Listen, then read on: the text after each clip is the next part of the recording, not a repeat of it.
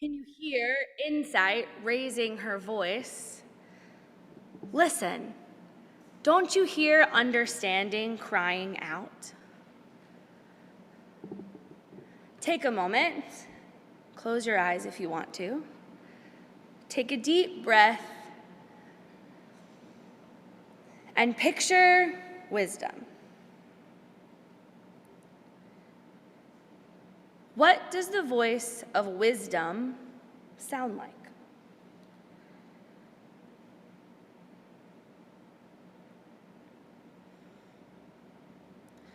What does wisdom look like?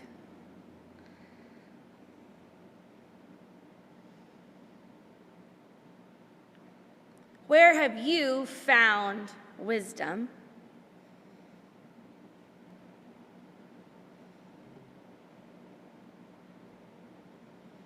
And where do you go to seek it out?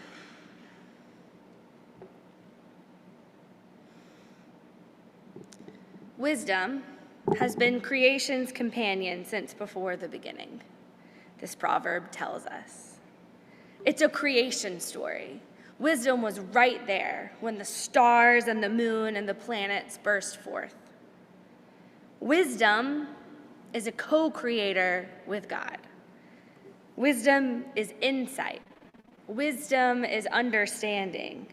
Wisdom is prophetic, and wisdom is truth-telling. Wisdom stands at the crossroads of the city, shouting, "O people, I am calling to you. I have a message for you, for all of humanity." But how do we discern this voice of wisdom among us? How do we know what it looks like, what it sounds like? What have we learned about wisdom, for better or for worse? What do our cultures and communities have to teach us about where we should seek it, and who is smart enough or experienced enough or successful enough or fill in the blank enough to impart it on us? Who decides what it is and what it isn't? Wisdom shouts in the street. She raises her voice at the city gates. These are the sites of communal life. This is where wisdom demands to be heard. At the busy intersections where the people gather and work and play and argue and make business deals, she has a message for them, for all of them. Ordinary life, with all of its drama and social interaction, its celebrations and its sorrows, is wisdom's domain. Listen, don't you hear understanding crying out? Wisdom doesn't sit around and passively wait to be discovered only by scholars or philosophers or the top echelons of business or politics or religion. Instead, wisdom calls out to the people from the heights, and then she makes her way to the crossroads, to the intersections, to the streets, all the way to the city gates. Wisdom is not content to stay aloft and address the people. She is not inaccessible, or for those who have the proper credentials or education or finance or status. Wisdom walks right into the people's midst and makes her home there. Wisdom walks right into our midst and makes her home here.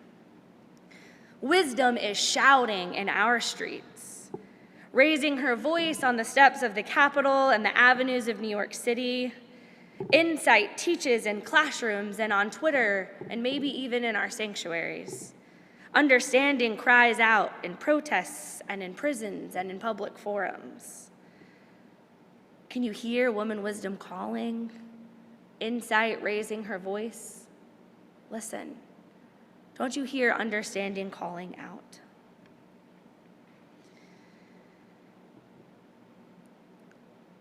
I still have many things to say to you, but you cannot bear them now. Jesus says to his followers in our gospel text this morning. The Spirit of truth will come and guide you, he says. Jesus' friends gathered with him are tired. They're overwhelmed. Jesus has already sent Judas out to betray him. He's predicted Peter's denial. He has told those gathered about his impending departure. And so surely they're feeling the weight of it. Things are hard, and they're about to get harder. And Jesus comforts them. He promises them a spirit of truth. Another helper, another advocate is coming to them. Even though he won't be with them anymore, this spirit will be. And this is not a hope of some far-off future where Jesus returns to them again in body, but it's an immediate hope, one where in some way they get to still know him. The Spirit knows what I know, he tells them. This Spirit is an embodiment of God's love, a love that has been moving and creating since the very beginning, working in tandem with wisdom since before the sun rose for the first time. It was through this love, this Spirit, this wisdom, that the prophets were commissioned and inspired, that dry bones were rattled back to life.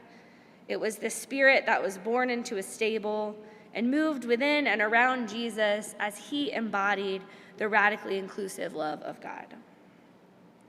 This Spirit that he promises will come and guide them has a history of moving in prophetic ways, of speaking truth. But truth is hard, right? I have things to tell you, but you cannot bear them now. John's gospel was written in an age of empire for the people who felt the weight of it, who were surrounded by its forces, who felt the devastation of the weapons used to maintain and control its power. And as Jesus is speaking to the disciples, he knows and profoundly understands that choosing to see reality through the lens of truth, choosing to act in a way of bold and visceral love in the midst of all of that is hard. And he knows that just surviving empire for those who the system is actively working against and harming is harder. It's devastating. Don't we feel the weight of all of that? The Spirit knows what I know. The Spirit will come and guide you, Jesus promises. The Spirit will take care of you, reveal to you the way of God piece by piece. The Spirit will be balm in an unjust world, will remedy foolishness and falsehood with truth-telling. But sometimes truth is hard to see, to hear, to know, to feel, to understand, especially with so many competing voices attempting to tell us what is good, what is right. Voices that use the name of God to start war instead of make peace. And so we question and we wonder, what is wisdom and what isn't? Will we recognize the Spirit of truth when it shows up in our midst? Do you remember that scene a few chapters later when Jesus is standing before Pontius Pilate? He says to Pilate, "The reason I was born and came into this world is to testify to the truth." Pilate asks him, "What is truth?" And Jesus stands there in silence and doesn't answer. Because the answer is right there. The Spirit of truth is standing in front of Pilate, staring him in the face, in the life and in the body of Jesus. So what is truth? What is wisdom? What isn't? Rarely do we have a definitive answer to those questions that we can all agree on. And we might not always be able to clearly see the truth or discern what is wise, but we can see Jesus and what he teaches us. How he lived out the revelation of God's love in bold and prophetic ways. We see him healing, sharing meals, gathering people together, turning over tables at the temple. We see him standing for love and welcome and justice and equity again and again and again. Do you hear woman wisdom calling? Can you hear insight raising her voice? Listen. Don't you hear understanding crying out?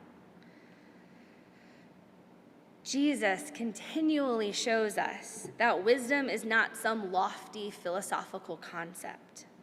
It's lived out. It's embodied. It's revealed in our interactions with the people and communities and world around us. Wisdom is an active force working for wholeness in the world, seeking what is right, what is just. Jesus feeds the hungry, touches the lepers, heals the sick, tends to the body. He protests, shouts in the streets against those who abuse and oppress.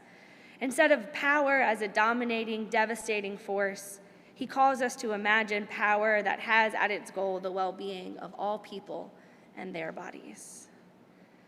And in our poem, wisdom is fleshed out in a human body, crying these same things in the streets.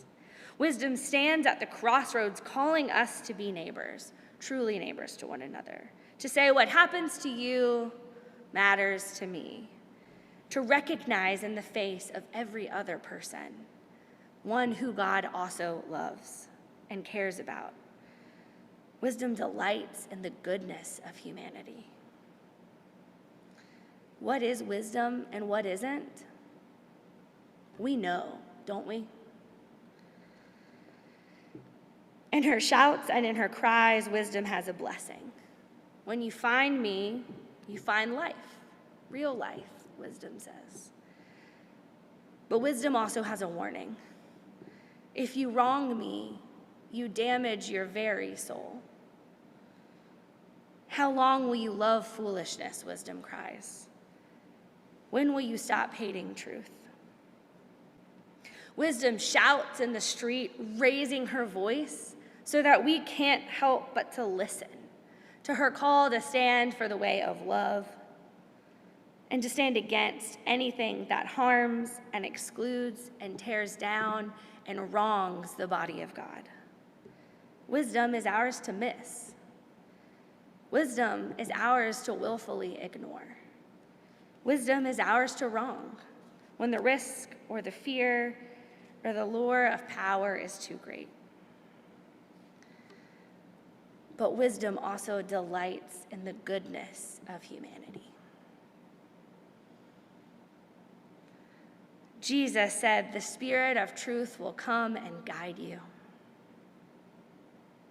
And so it does. Last week, we told the story of this windy and wise Spirit coming down on Pentecost Day and bursting into flames, filling people up to the brim and showing them that wisdom has been with them all along. And last Sunday, our children and our youth taught us about people, holy troublemakers from many cultures and backgrounds and religions, who continue to birth wisdom into the world in ways as unique and varied as we are. For wisdom cannot be contained to a Bible or a faith or a people or a place. Wisdom is not content to speak from on high. Wisdom is not inaccessible or for only those with the right qualifiers. Wisdom is being born and created in every corner of the earth. Wherever there are shouts for justice, cries for peace, calls for love, there we will find wisdom, if only we have the ears to hear them. Wisdom is standing at every crossroad, showing us who God is, co-creating God's vision for our world in tangible, embodied ways that look a lot like the ways of Jesus. And wisdom is shouting on every street, reminding us of who we seek to be. Oh, people, I am calling to you, to all of you. I have a message for all of humanity. Wisdom, in the voice of our children and youth last week, reminded us in the telling of the Pentecost story that within our very bodies we find the Spirit of truth, that we have what we need to recognize wisdom as it is revealed to us. if only we pay attention.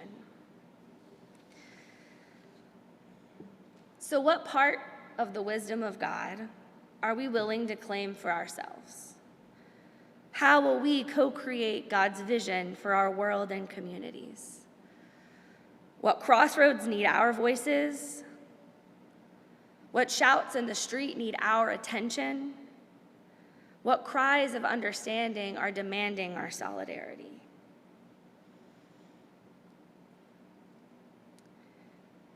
Take another moment and a deep breath and picture wisdom.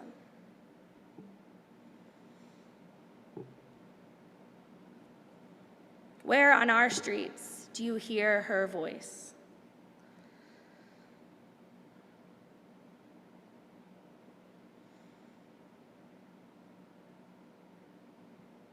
At what crossroads is wisdom crying out?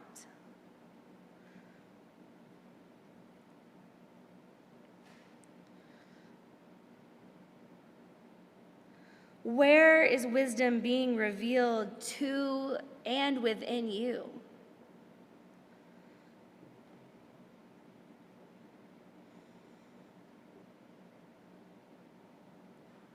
And where will you go to seek it?